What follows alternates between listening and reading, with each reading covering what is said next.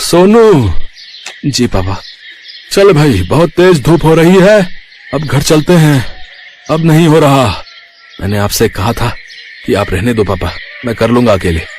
हाँ कहा तो था, पर तुझे अकेला कैसे करने दूं? इतना बड़ा खेत है, तैयार करने में समय तो लगेगा ना। हाँ वही तो मैं भी कह रहा हूँ पापा, आप घर जाओ, मैं करता हूँ। नहीं तू भी साथ चल, रोटी वोटी खा लेते हैं, फिर शाम को आएंगे। पर पापा तब तक तो अंधेरा हो जाएगा। आप चलो ना, मैं आता हूँ। अरे जिद मत कर, चल मेरे साथ, आज की छुट्टी मान ले। अरे पापा, किसान की छुट्टी कभी नहीं होती। अरे मैंने कह दिया ना, तो हो गई आज छुट्टी, अब चल मेरे साथ। ये कहानी इन्हीं के छोटे से परिवार की है। किशन अपनी पत्नी गंगा, बेटे सोनू और बेटी मोना के साथ एक गांव में रहता था। गांव की आबादी ज्यादा नहीं थी, तो सभी के घर काफी दूर दूर बने हुए थे। खुद किशन का छोटा सा घर भी उसके बड़े से खेत के बीचों बीच बना हुआ था। फिर घर पहुंचकर, आ गए दोनों, चलो आ जाओ, मैं खाना लगाती हूँ। वैसे खेत का काम पूरा हो गया। कहाँ माँ? पापा कहने लगे कि आज छुट्टी है, तो मुझे भी अपने साथ छुट्टी मनाने ले आए। छुट्टी? मतलब? अरे गंगा, बाहर निकल कर देखो, कितनी तेज धूप है। में से कोई बीमार पड़ गया तो और मुसीबत। अच्छा मोना कहाँ गई?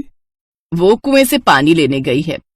पिताजी कितनी बार कहा है आपसे, एक नल लगवा लो ना। पहले माँ और अब बेचारी मोना कितनी दूर से पानी भरकर लाती है हमारे लिए। तो क्या हो गया बेटा, तुम दोनों भी तो कितनी मेहनत करते हो हमारे लिए। हाँ माँ, पर नल तो होना ही चाहिए ना। ठीक कह रहा है तू। अच्छा चल, इस बार की फसल बिक जाने दे, अब की बार सबसे पहले नल खुदवाऊंगा। किशन से वादा लेकर सोनू के चेहरे पर संतोष था और वो खाना खाने लगा। तभी खाना खाते हुए, अच्छा मैं क्या कह रही थी सोनू के बापू? हाँ बोलो ना गंगा। इसकी शादी वादी करनी है कि नहीं? हाँ करेंगे ना, वो बढ़िया से करेंगे। रहने दो पिताजी, इतनी परेशानियां क्या कम है जो एक और मोल ले लूं। पत्नी परेशानी नहीं होती पगले, वो तो परेशानी से बाहर निकलने का जरिया होती है।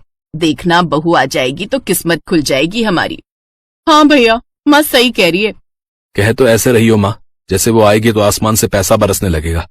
पहले कुछ पैसे वैसे इकट्ठा कर लें, फिर सोचेंगे इसके बारे में। ऐसे ही कई महीने बीत गए। किशन की फसल पककर तैयार थी। इस बार किशन की अच्छी फसल हुई थी। फसल से किशन को अच्छे पैसे भी मिले थे, तो वादे के मुताबिक किशन ने सबसे पहले घर में एक हैंडपंप खुदवाया और फिर उसी शाम। हाय कितना मीठा पानी आ रहा है।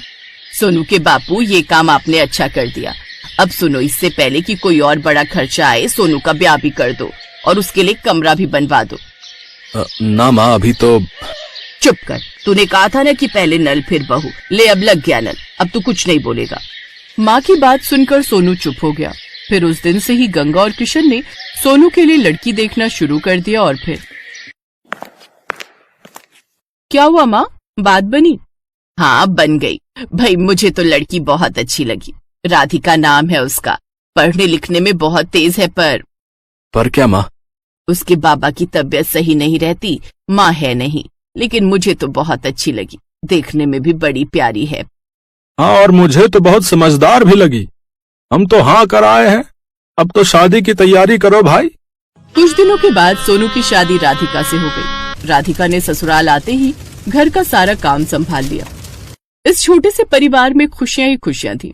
फिर एक दिन, माँ जी अपना गांव तो बहुत छोटा है, यहाँ तो कुछ ही घर दिखते हैं। हाँ बेटा, शुरू से ऐसा ही है ये गांव। राम राम सबसे है, लेकिन किसी से कोई ज्यादा मतलब रखता नहीं है। सब अपनी अपनी खेती करते हैं और खुश रहते हैं। माँ जी, हाईवे कहाँ को जाता है? दिल्ली की तरफ जाता है बिटिया। आप कभी गई हो दिल्ली? हाँ, एक बार तेरे बापू ले गए थे मेरे इलाज के लिए। बहुत चौड़ी सड़क है भाई, बस वाले ने सर भगा दी बस। इसका मतलब दिल्ली ज्यादा दूर नहीं है यहाँ से। हाँ, पर तू क्यों पूछ रही है? नहीं कुछ नहीं, बस ऐसे ही। गंगा समझ नहीं पा रही थी कि राधिका के मन में क्या खिचड़ी पक रही थी। ऐसे ही वक्त बीतता गया। फिर एक दिन किशन और सोनू सिर पकड़े बैठे थे, तभी राधिका चाय लेकर आई। क्या हुआ पापा, कोई परेशानी है क्या? हाँ बेटी, इस बार बड़ी विपत्ति आन पड़ी है। अब की बार बारिश बहुत कम हुई है, सारी फसल सूखने लगी है। बेचारा सोनू नल से बाल्टी भर भर कर फसल सींच रहा है।